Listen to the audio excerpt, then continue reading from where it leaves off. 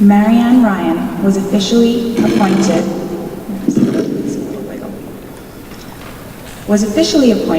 Alberta's 9th Ombudsman and 2nd Public Interest Commissioner on July 4th of this year. She grew up on a farm near London, Ontario, and joined the RCMP in 1982 after graduating from the University of Western Ontario with a Bachelor of Arts degree.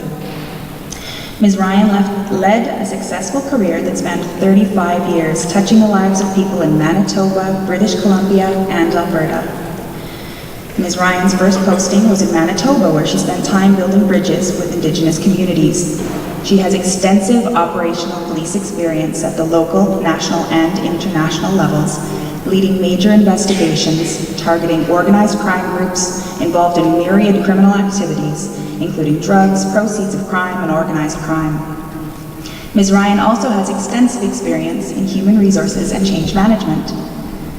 3 years after becoming the officer in charge of criminal operations for Alberta, Ms. Ryan was appointed commanding officer of the RCMP for Alberta in 2013 and retired from the RCMP in March of 2017.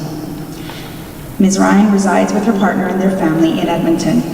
And on a personal note, my husband is very envious of me because he's a sergeant in the Edmonton Police Service, and he's a giant fan. Please give a warm Daughter's Day welcome to our keynote speaker, Marianne Ryan.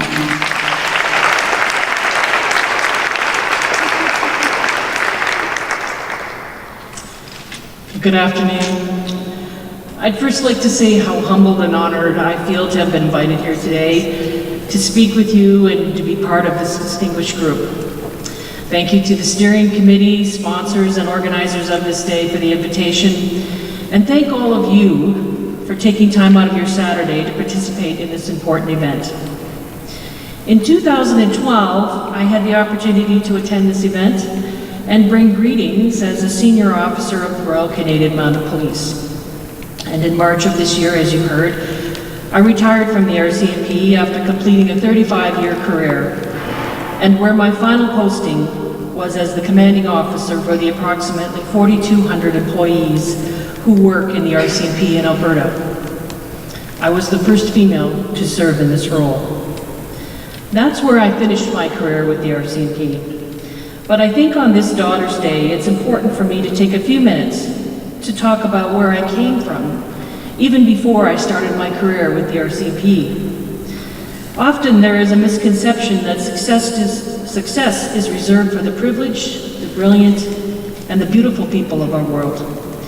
I'm here to demonstrate that success is available for anyone, regardless of race, color, even gender. I really believe you can tell a lot about a person when you understand the foundation upon which someone's life is built. By way of a brief background, I am one of 4 daughters, along with our brother, who grew up on a farm in southern Ontario. I feel I was blessed to have been raised in a loving home where my parents instilled the values of hard work, humility, and respect for all people. We always had food, clothing, and shelter. But looking back now, when I was a young child, I realized that our family situation was not one of affluence or privilege. In fact, I think we were far from it. I remember when I was very young, my mother coming home and laying out piles of children's clothes on the back of our sofa. These clothes were special, as they had no store tags and didn't come out of shopping bags from an upscale department store. I didn't realize it at the time, but these clothes were not brand new, but rather they had come from a secondhand store or perhaps a local charity outlet. It didn't matter. These clothes were new to us. I can also remember scraping off the frost from inside my bedroom window during the wintertime and huddling around the stove in a drafty old farmhouse in which we lived. I even remember when I was very young, my mother bringing in pails of water from a well outside of our house, as we didn't have indoor plumbing at that time. My first strong female role model was indeed my mother. She taught all of her children so many important values and skills. She was a strong believer in the importance of determination, education, and oddly enough, she also felt that we should all learn public speaking. Despite the fact that we didn't have a lot of money to join clubs or go to camps, my mother encouraged and helped all of us children to practice our public speaking where we even competed at very high levels.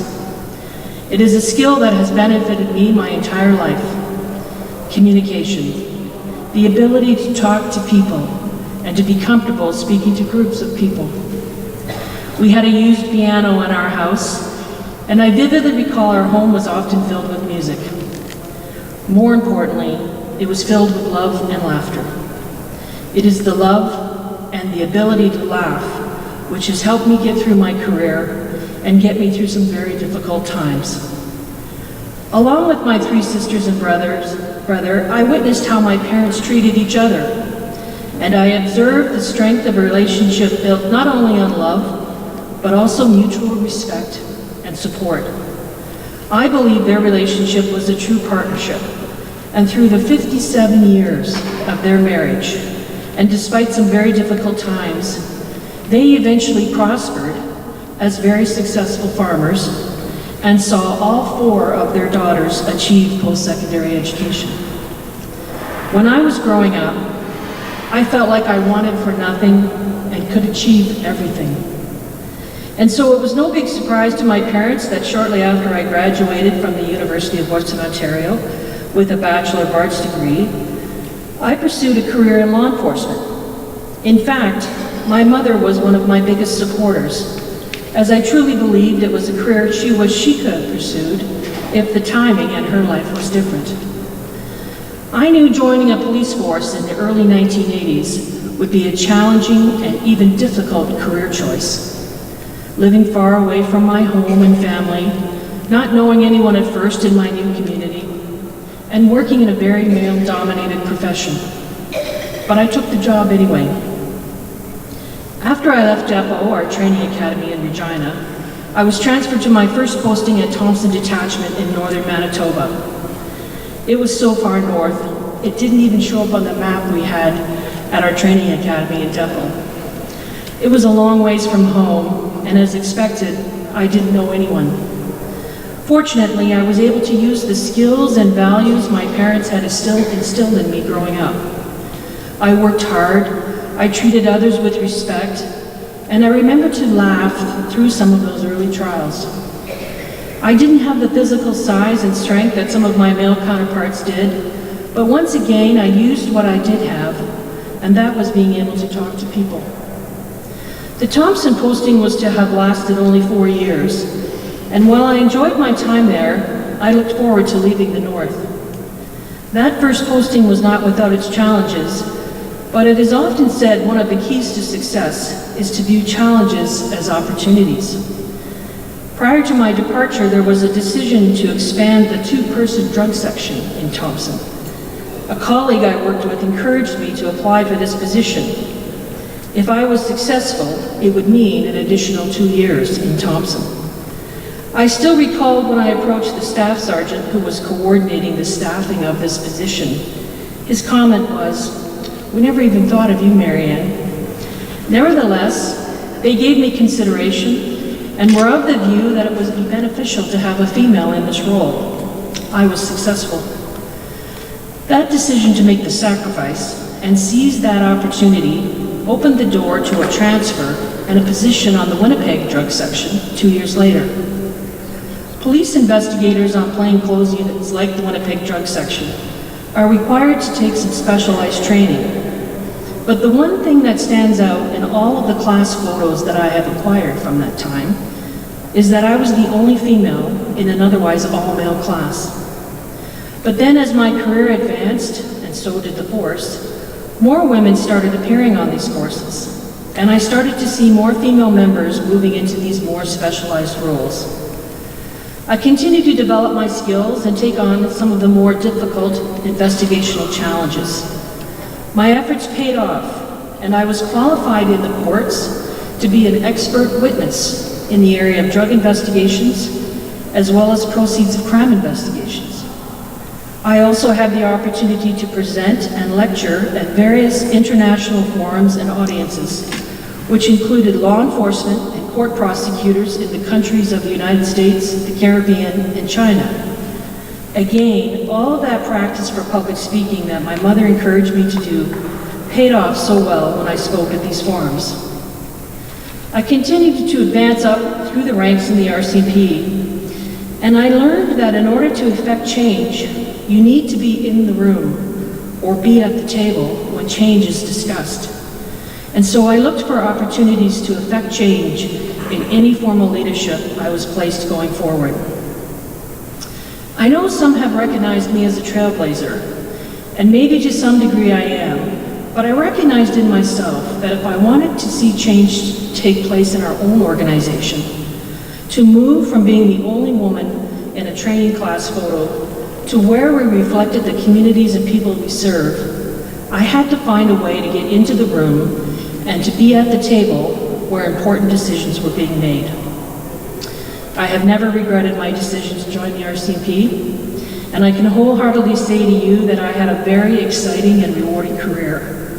I've had the opportunity to lead several large integrated police units targeting organized criminals, as well as large-scale drug and gun traffickers, including a criminal organization that constructed a long tunnel which ran from Canada to the United States in July of 2005. But there have also been some very challenging and difficult times which can take their toll, such as leading our employees through 3 natural disasters, or when several of our officers have been seriously injured in an on-duty incident, or the ultimate challenge of leading when one of our officers was fatally shot and killed. I found that one of the most important lessons I've learned along the way is the importance of having a strong support system or family around you. Whether it is having close friends or a group of people at work that keep an eye on each other, I believe we all need that support system. Over the years, I worked with very good men and women, and I learned that if I can make it to the level that I did, then anyone can make it to the highest levels in this or any profession. There is absolutely no reason that a woman can't get to great heights in any career. And so now to speak to my present day position, which is an appointment I received in July of this year as Alberta's 9th Ombudsman and 2nd Public Interest Commissioner. Once again, I am the first woman to serve in this role, but I look forward to a time when we no longer recognize a person's gender when describing a person's achievements. I see my present role as another opportunity to serve the public by once again being part of a conduit that affects positive change. And so in closing, I'd like to finish and share this with all of you here today. In the early 1980s, while pursuing her own post-secondary education, my mother had enrolled in a university course and had to complete an assignment which she called Legacy to My Daughters. This assignment was a letter in which she wrote the following. First of all, I would like you to remember at all times, unto thine own self be true. Do not be afraid to love with all your heart, and above all, do not hesitate in showing this emotion. By this I mean, do not be afraid to reach out and embrace a friend or someone in need. Try to keep your sense of humor. You will need it when impossible situations occur. Pray hard that you will never lose your faith, as this is one of your most valuable assets. Perhaps you may not thoroughly agree now, but one day, unfortunately, a crisis may come to you, and this is when your faith will be your rock to hang on to. Always try to help your neighbors by being a friend to them, and help them when they need it. Try not to judge other people, instead try to look for the good in them, as you will find everyone has worthy qualities. Never gossip about other people. Instead, try to think of something constructive to say about them. Gossip is deadly and can ruin a person's good name. Do what you think is right morally. I know this can take a lot of courage to be different from the crowd, but God gave you a good conscience. Pray to Him at these times for guidance and strength. Last but far from least, I want you to always remember how much I loved you and how much joy you brought to your father and I. May God bless you always, your loving mother. Sadly, both of my parents have passed away, but I know no matter where I go or what I do, their legacy lives on in me, as it does in all daughters who choose to believe they can achieve anything and everything. Thank you so much for giving me the time to speak to all of you today.